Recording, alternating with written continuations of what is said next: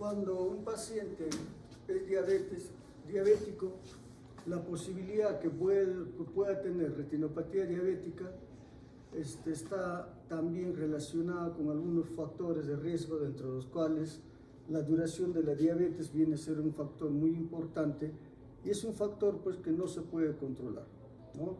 Tener a un paciente que ya tiene 20 años, 30 años de diabético no se puede intervenir, ¿ya? Pero el 90% de incidencia de retinopatía diabética ocurre después de los 30 años. A mayor duración de diabetes, más posibilidades de tener retinopatía. El mal control metabólico es muy importante para lo que es la aparición de la retinopatía diabética y la progresión del mismo. Aparte de eso, el embarazo es un factor muy importante, donde si un paciente tiene ya algún grado de retinopatía diabética, el embarazo va a hacer de que aumente hacia un estado más grave de lo que es la retinopatía diabética. Si hay una paciente embarazada que es diabética, tiene que tener un buen control para evitar esto. También tenemos la hipertensión, que si no está bien controlada, va a afectar en lo que viene a ser la progresión de retinopatía diabética. Y si hay enfermedad renal, con mucha mayor razón. Ya un daño renal donde haya proteinuria, etc., va a hacer pues que la retinopatía diabética vaya a aumentar hacia estadios más avanzados. Bien, entonces, de los factores que nosotros podemos intervenir, uno de ellos es el control metabólico intensivo. Eso sí podemos controlar. Entonces, un buen control metabólico, ¿qué va a significar para el paciente? Va a significar un retraso del inicio de la retinopatía diabética. Va a enlentecer la progresión de la retinopatía diabética de base. Vale decir de que va a tener el paciente esa retinopatía diabética leve por mucho tiempo, no va a progresar. Disminuye la tasa de conversión a lo que es la retinopatía diabética proliferativa, que es el estado más grave de la enfermedad. Disminuye la incidencia de edema macular, que viene a ser la principal causa de disminución de la agudeza visual, y disminuye la necesidad de fotocoagulación con láser, que es algo que se hace en pacientes con retinopatía diabética proliferativa ya en estadios más avanzados. Entonces, pues, lo que viene a ser el control metabólico tiene muchas ventajas respecto a la aparición y progresión de la retinopatía diabética. Por lo tanto, cualquier paciente que ustedes conozcan que tiene diabetes tiene que tener un muy buen control metabólico.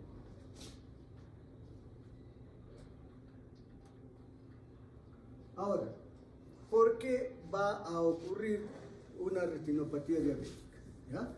La retinopatía diabética va a ser el resultado de la afectación principalmente de arteriolas capilares y vénulas postcapilares retinianas, o sea, afecta vasos pequeños, aunque también puede afectar vasos grandes, pero lo típico es de que afecta vasos pequeños, de tal forma que a través de la alteración de estos vasos se van a producir alteraciones de tipo oclusivo y de tipo de alteración en la permeabilidad de los vasos, de tal forma que esto va a condicionar lo que es la aparición de una serie de síntomas.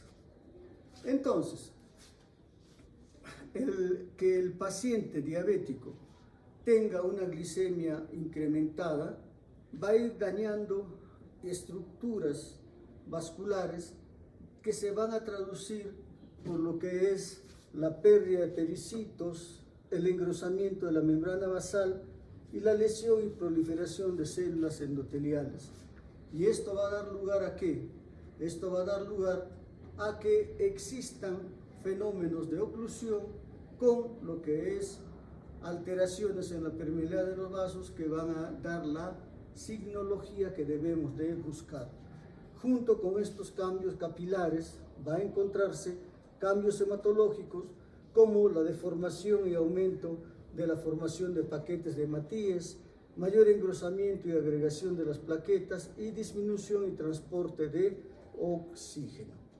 Todo esto conduce o bien a una oclusión de vasos o una alteración de lo que es la permeabilidad de los vasos. Oclusión principalmente va a alterarse, va a verse afectada por alteraciones en la membrana basal y la alteración en la permeabilidad con lo que es la pérdida de los pericitos.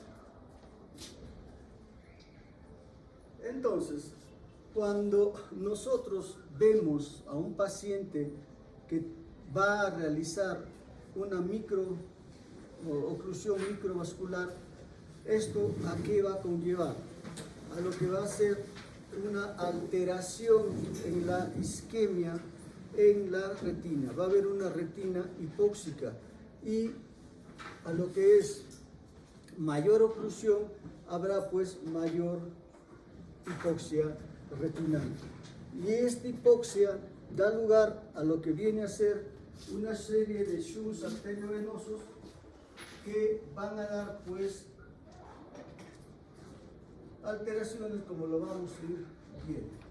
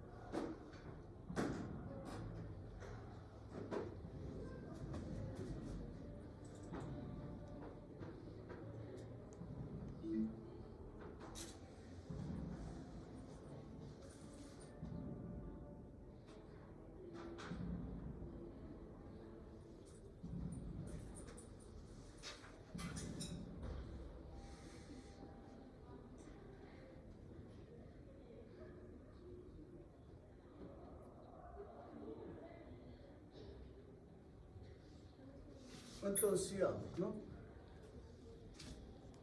Va a haber cambios papilares y cambios hematológicos, los mismos que van a dar lugar a que a lo que exista alteraciones en la microvasculatura de tipo oclusivo, que va a dar lo que es una alteración en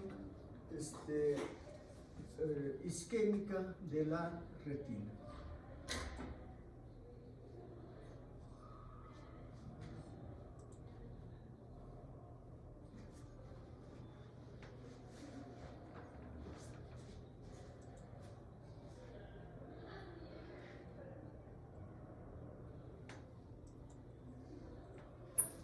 Entonces, esta oclusión microvascular, ¿qué consecuencias va a traer?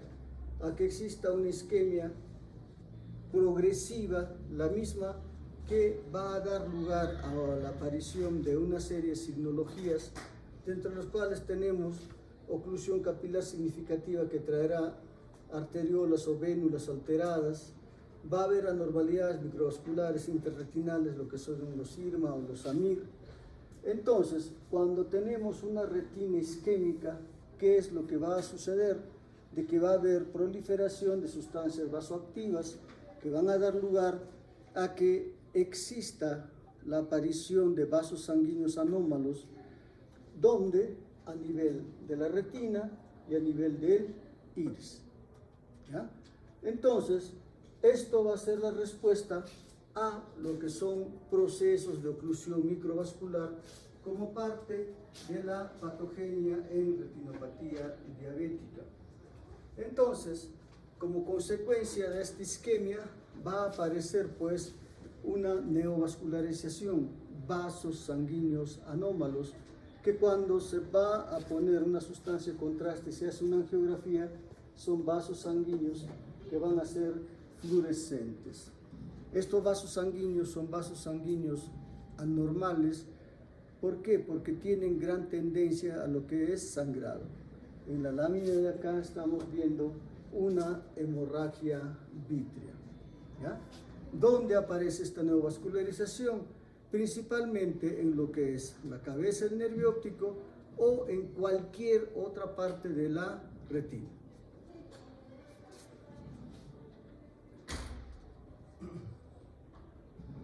Entonces, por otro lado, lo que es, va a existir una alteración de los vasos sanguíneos, va a haber una alteración en la barrera hematorretiniana interna, de tal forma que se vuelven incompetentes y deja salir parte del contenido sanguíneo. Y esto va a hacer de que exista edema en lo que es la retina. Y este edema se va a ver a través de lo que viene a ser los exudados duros que estamos viendo en la imagen.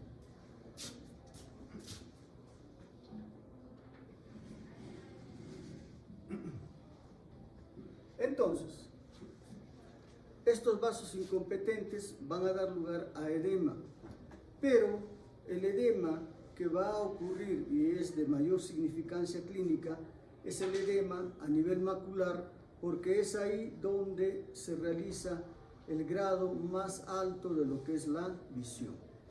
Entonces, un edema localizado a nivel del área macular hará que la agudeza visual disminuya.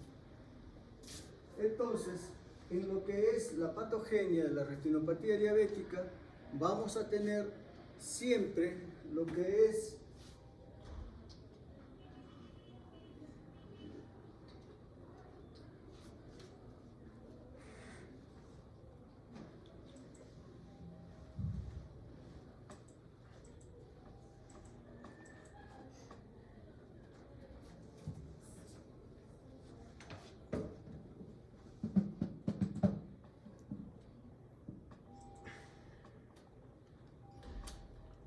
¿qué pasó? ¿Por qué no?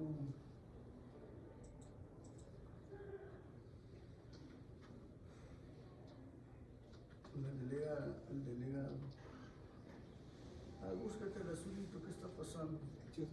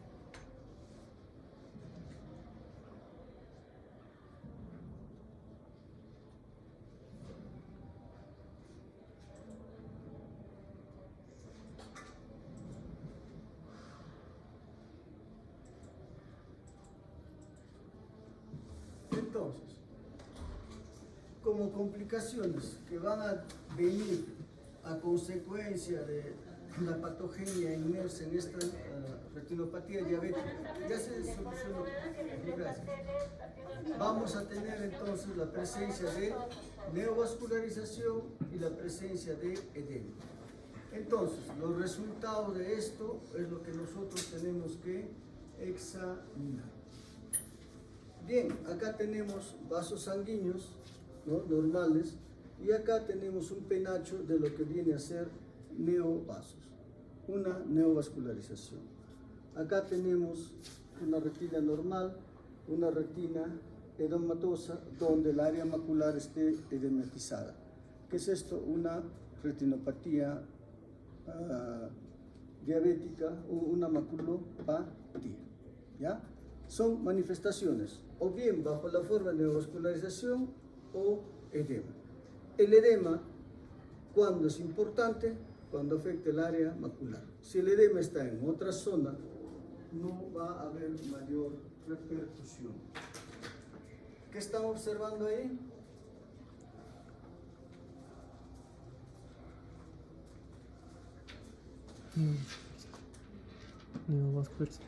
Neovascularización. Neovascularización. Expresión en cuanto a patogenia, ¿de qué? De la parte oclusiva o de la parte de alteración en la permeabilidad.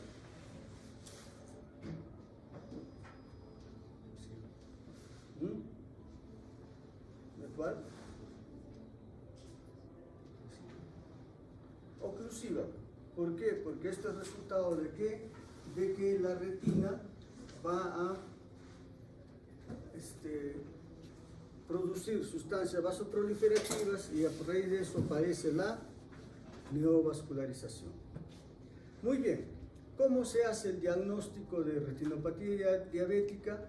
A través de lo que viene a ser el examen de fondo de ojo, donde vamos a ir viendo una serie de signos que es necesario que ustedes lo tengan en cuenta, ¿ya? Estas lesiones clínicas, la primera de ellas vienen a ser los microaneurismas retinianos, que son lesiones puntiformes rojas, pequeñas, superficiales, que pueden trombosarse y desaparecer espontáneamente. Van asociados a la aparición de lo que es, pues, microhemorragias. Y acá en la angiografía tenemos algunos puntos que significan microaneurismas. La primera manifestación de retinopatía diabética, y es la única expresión que nosotros tenemos en pacientes con retinopatía de base o con retinopatía diabética leve. Microaneurismas, microhemorragias que van asociadas generalmente, un microaneurisma que puede trombosarse, puede desaparecer.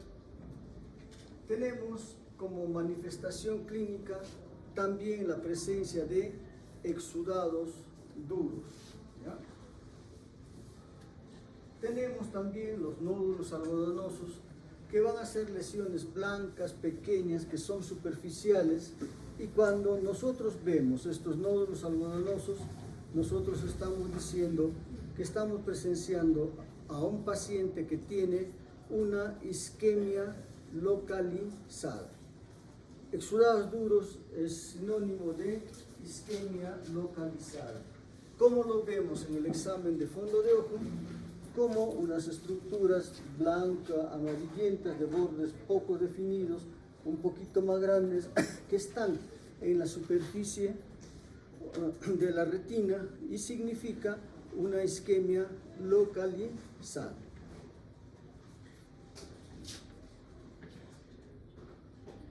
Podemos tener hemorragias intrarretinales, pero ya algo más profundas, ¿no?, que van de acuerdo a la magnitud de qué tantos cuadrantes está apareciendo esto, van a dar lo que viene a ser qué grado de isquemia puede tener el paciente, ¿no? Son hemorragias en parche ya mucho más profundas.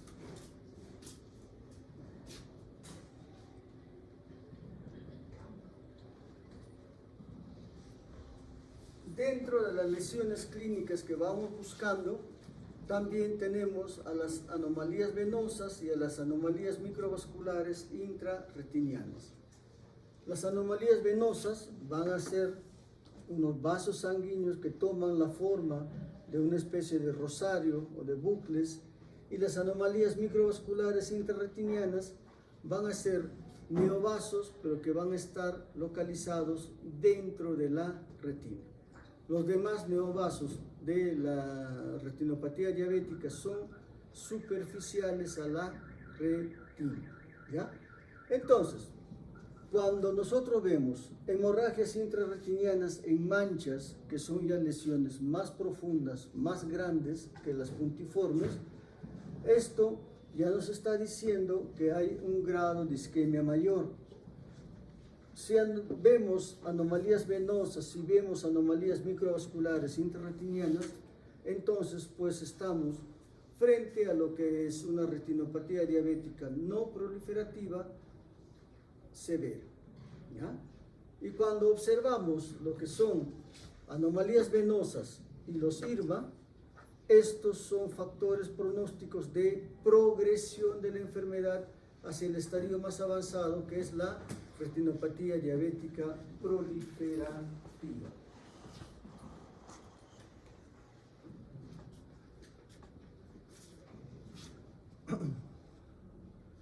Bueno, estamos viendo lo que viene a ser los IRMA, ¿no?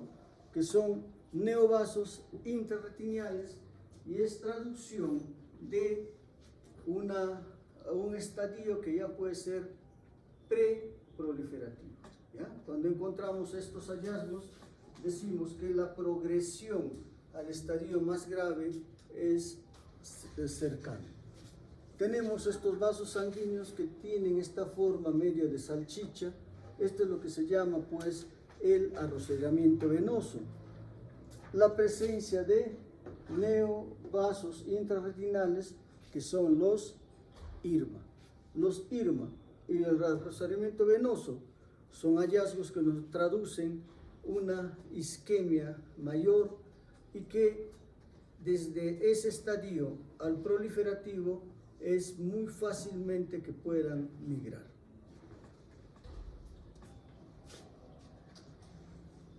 Otras lesiones que debemos de buscar son los neovasos. Sea que los neovasos estén en la cabeza del nervio óptico, sea que estén en cualquier otra parte de la retina, su presencia ya indica proliferación, ¿ya?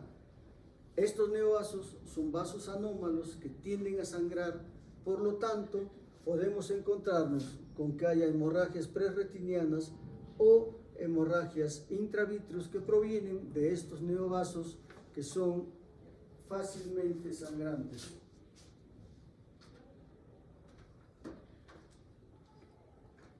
Presencia de hemorragia, ¿esto qué será? Neovasos en la retina, neovasos en la papila. Cuanto más grande el neovaso en la papila, más grave es el cuadro.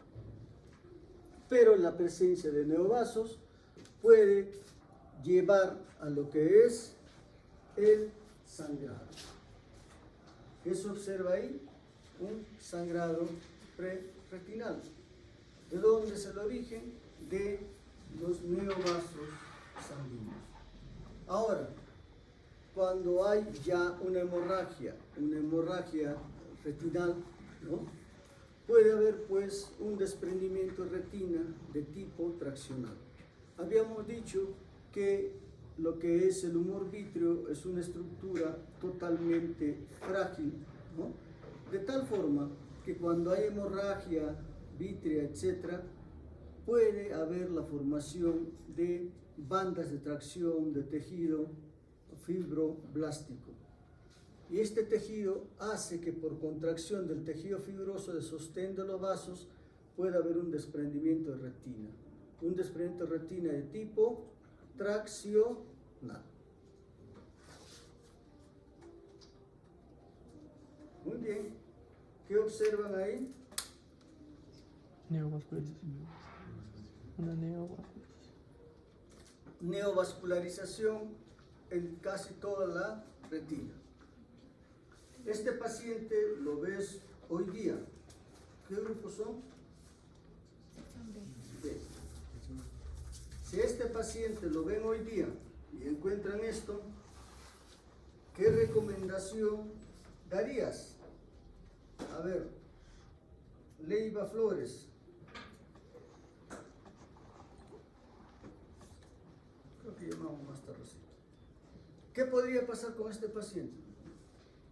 Un sangrado preretinal. Un sangrado, una hemorragia vítrea. Y si hay una hemorragia vítrea, ¿cuál va a ser la forma de presentación de este paciente?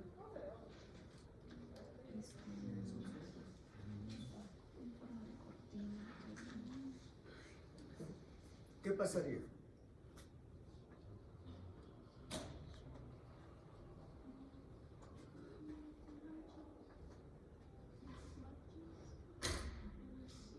Había una disminución de la visión, porque el vítreo es una estructura transparente.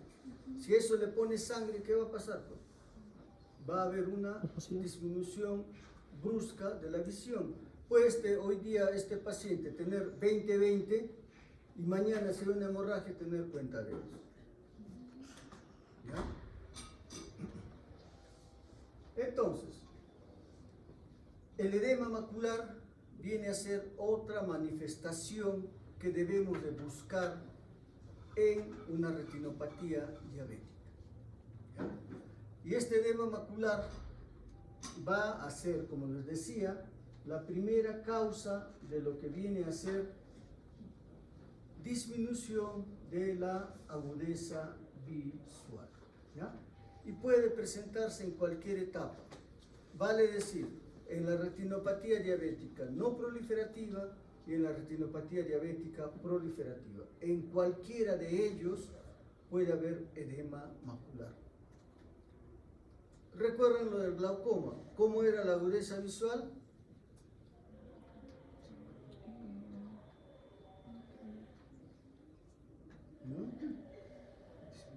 Estaba... Eso es en estrella final, pero la agudeza visual es normal, no se afecta a estadios bien avanzados. ¿Ya? Entonces, en la retinopatía diabética, cuando tenemos a un paciente de este tipo, ya sea en su estadio no proliferativo como en el proliferativo, la visión no se ve afectada, salvo que exista edema macular o ya vengan complicaciones como una hemorragia vítrea, desprendimiento de retina. Pero vean acá como un paciente con esas características, donde hay daño por retinopatía diabética avanzado, puede tener una visión de 20-20. El problema es que esa visión lo puede perder en cualquier momento en la medida que haya sangre en el vítreo, o que esto se organice y produzca desprendimiento de retina. ¿Ya? Entonces, cuando nosotros vemos, ¿no?, un edema macular, muchas veces este edema macular se expresa por la presencia de exudados duros, que a diferencia de los blandos son estructuras más pequeñas. Estas estructuras tienen una gran predilección por lo que es el área macular.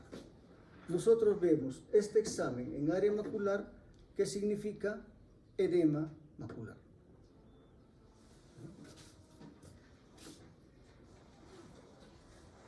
Entonces, estos exudados blandos van a ser pues acúmulo de lipoproteínas en el espesor de la retina. Y puede aparecer en cualquier parte de la retina, pero tiene una gran predilección por el área macular. Entonces, con el examen de fondo de ojo, nosotros podemos hacer y hacemos el seguimiento de lo que viene a ser retinopatía diabética. A esto tenemos de repente algunos exámenes complementarios como es la fotografía en color o retinografía, que es una fotografía de la retina, o hacer la angiografía con fluoresceína, que nos va a dar el estado vascular de la retina, donde lo que nos interesa a nosotros, que es ver si hay edema macular o no, en el edema macular, si hay isquemia o no. Porque puede haber edema macular de origen isquémico y en esas circunstancias la agudeza visual no va a recuperar. Este es un examen de lo que es una retinografía, que es una fotografía del fondo de ojo, donde estamos viendo pues principalmente lo que es exudados duros, presencia de algunas hemorragias en parche, exudados duros, donde cerca al área macular.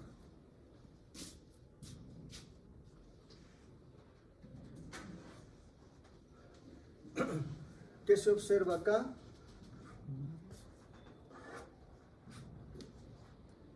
¿Qué sería? Presencia de neovasos. ¿Ya? Entonces, tenemos ahí presencia de exudados duros. En la angiografía estamos viendo acá neovasos porque los vasos sanguíneos son fluorescentes y acá muchos más neovasos.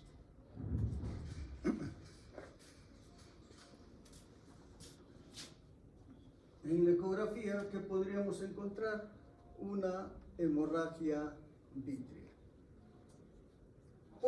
Podemos hacer un examen de una OCT que es bastante buena para lo que es el área macular, donde nos está permitiendo ver edema macular. Entonces, hasta el momento, ¿qué signos clínicos hemos visto en cuanto a lo que es el diagnóstico de retinopatía diabética? A ver, ¿qué signos recuerdas?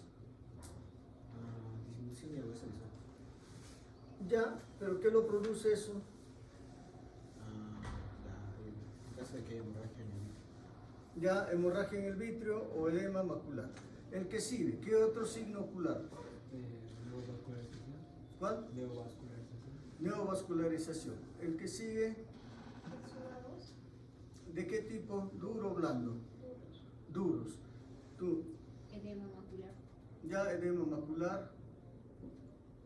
La que sigue, ¿qué otro signo? No, la de verde.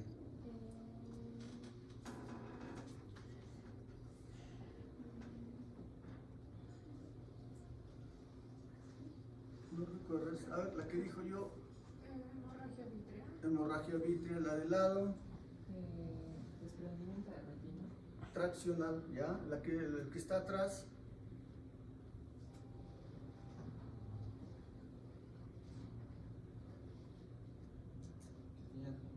¿cuál? Ya no hay. ¿Ya no hay? Sí, a ver. Sí hay todavía. ¿Manchas algodonosas? Manchas algodonosas, de lado, Las venas en forma de rosario. Bueno, ya, arrociamiento venoso, del lado, microneurismas. Ya no hay. Creo que ya no hay. ya no hay. Ya no hay, creo. Microhemorragias, ya. Y las neovasos interretinianos, los IRMA.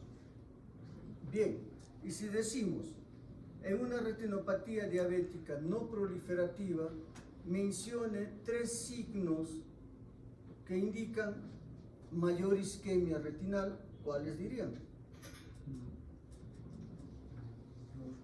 No. IRMA, de lado, no proliferativo. No. La del lado,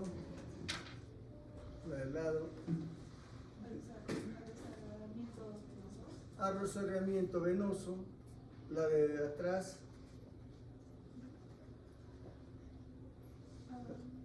¿cómo? No, otra.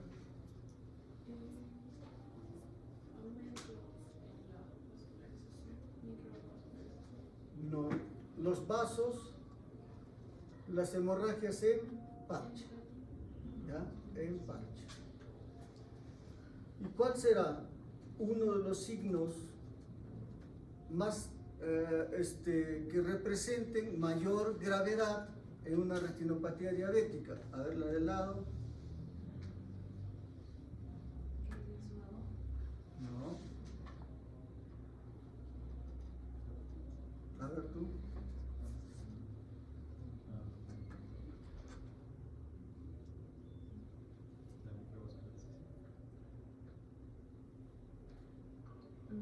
Microhemorragias. No, desprendimiento. De retina traccional podría ser, pero antes que ocurra el desprendimiento, ¿qué hay? Hemorragia vítrea. ¿Y viene de dónde? De los neovasos. Listo. O sea, nosotros cuando hacemos el fondo de ojo, ¿qué vamos viendo? Si solamente hay microaneurismas, decimos hemorragia vítrea. Si ya comenzamos a ver exudados duros, exudados blandos, hemorragias en parche, arrozamiento venoso, ¿no? Ya podemos decir retinopatía diabética moderada. Pero si a esto se suma sobre todo arrozamiento venoso e IRMA, entonces es ya más grave. Y más grave que esto, ¿cuál es? La presencia de neovasos. Cuando hay neovasos significa que hay más isquemia que todo lo anterior. Y desde los neovasos que puede haber hemorragia, desprendimiento de retina traccional. ¿Ves? Esa es toda la clase, vean. O sea, para que esté bien. Entonces, la retinopatía diabética puede ser no proliferativa y proliferativa. En la no proliferativa existen tres subgrupos: leve, moderada, severa o preproliferante. En la leve, solamente microaneurismas, de repente microhemorragias, pero microaneurismas.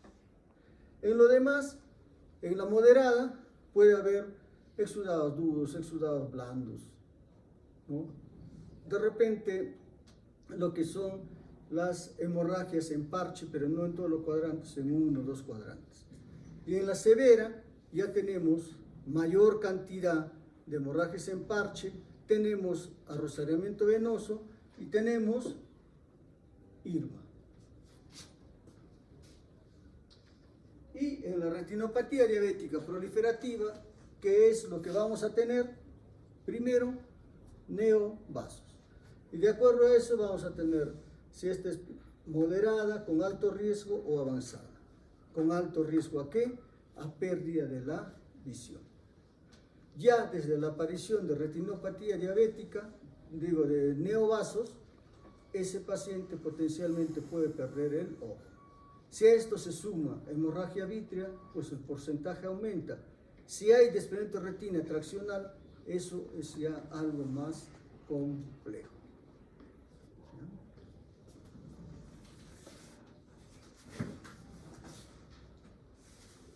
Muy bien, entonces, puede haber lo que es un problema de maculopatía, y la maculopatía va a estar presente tanto en el estadio no proliferativo como en el estadio proliferativo, al margen de la presencia de toda la otra signología. Entonces, cuando esto se produce, va a estar relacionado con ¿qué? Con engrosamiento de la retina localizado, la presencia de exudados blandos sobre el área macular, y esto va a ir acompañado de una disminución de la agudeza visual. ¿Ya? La maculopatía, principal causa de disminución de la visión en pacientes con retinopatía diabética. ¿No? En cuanto a lo que viene a ser la presencia de maculopatía, ¿qué es lo que importa descartar de que esa maculopatía no sea de origen isquémico? Y eso, para eso necesitamos la angiografía. Y en la medida que nosotros determinemos que no es por isquemia, esa disminución de la visión por la alteración macular mejorará, ¿no?, la visión. Pero si es de tipo isquémico, la visión que tiene en ese momento por el edema macular se mantendrá, pero no podrá mejorarse.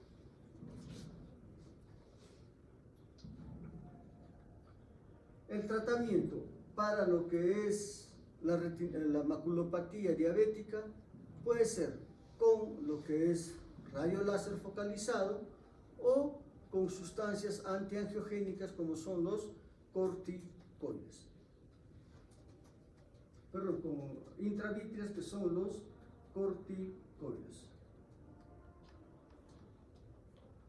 Entonces, tengamos en cuenta en lo que viene a ser un paciente con retinopatía diabética que el riesgo va a ser agregado a la patología si el paciente pues comenzó todo esto en la pubertad o en la adolescencia, en una diabetes mellitus de tipo 1, ¿ya? Que el embarazo viene a ser un factor para que la retinopatía diabética progrese a estadios más avanzados, que el equilibrio de lo que viene a ser la glicemia que pueda tener el paciente en forma brusca también es un factor que contribuye a que la retinopatía diabética progrese. Y cualquier tipo de cirugía, sobre todo lo que es cirugía de catarata, hace que también la retinopatía diabética progrese, ¿ya? Entonces, si tenemos a un paciente identificado con retinopatía diabética, tenemos que ver pues estas condiciones. Y recuerden que el tratamiento de la retinopatía diabética se da mucho antes de pronto de que pueda ocurrir manifestaciones en la vista de la retinopatía diabética. Para esto, que es importante, un buen control metabólico asociado a un control de la hipertensión arterial que pueda tener. Pero el control metabólico es importante para las condiciones que ya hemos dicho. ¿Se puede usar tratamiento medicamentoso? Sí. Antiagregantes plaquetarios, factores de crecimiento endotelial a nivel intravítrea o corticoides intravítreos para situaciones de edema macular, ¿no? Ahora, el tratamiento en estos casos viene a ser pues la panfotocoagulación, y esta panfotocoagulación, ¿no?, se hace en retinopatía diabética, ¿no?, y todavía es el tratamiento que mejor resultado da. En pacientes con retinopatía diabética proliferativa se puede usar sustancias antiangiogénicas o la panfotocoagulación retinal. Los dos van bien, pero la panfotocoagulación retinal todavía a la fecha es el estándar. Y en el edema macular también se puede usar fotocoagulación localizada o lo que es la corticoides intravítreos, con muy buenos resultados. ¿Cuándo usamos vitrectomía? Cuando hay situaciones de hemorragia vítrea, cuando hay situaciones de desprendimiento de retina traccional, que ya son operaciones que se realizan, pero donde el pronóstico visual es mucho más reservado. Bien, entonces, en el tratamiento de la retinopatía diabética, cuando ponemos una fotocoagulación panretinal, esta tiene que ser pues en toda la retina, que es una retina isquémica. Y cuando nosotros tomamos una foto de un paciente que ha recibido panfotocoagulación, vemos pues cómo hay parte de la retina que está destruida, ¿no? Y esto trae alteraciones en lo que es pues visión nocturna, campo visual, etc. Y fotocoagulación localizada en casos de edema macular. Muy bien, entonces, ¿qué hacemos cuando tenemos a un paciente que ha sido diagnosticado con diabetes mellitus tipo 1? A ese paciente, a los padres se les recomienda que ese paciente debe tener un control oftalmológico a los 5 años del diagnóstico. Y en un paciente con diabetes mellitus tipo 2, que se recomienda de que vaya al oftalmólogo al momento del diagnóstico, porque hasta un 30% de ellos ya tienen retinopatía diabética, ¿ya? Entonces, pues, el seguimiento de estos pacientes se hace a través de las lesiones que nosotros vamos a ir observando a través de un examen oftalmológico que tiene que ser seriado en el tiempo. Dependiendo de lo que vayamos encontrando, tendremos que también dar tratamiento a estos pacientes. ¿Ya? Listo, con esto vamos terminando lo que es retinopatía diabética.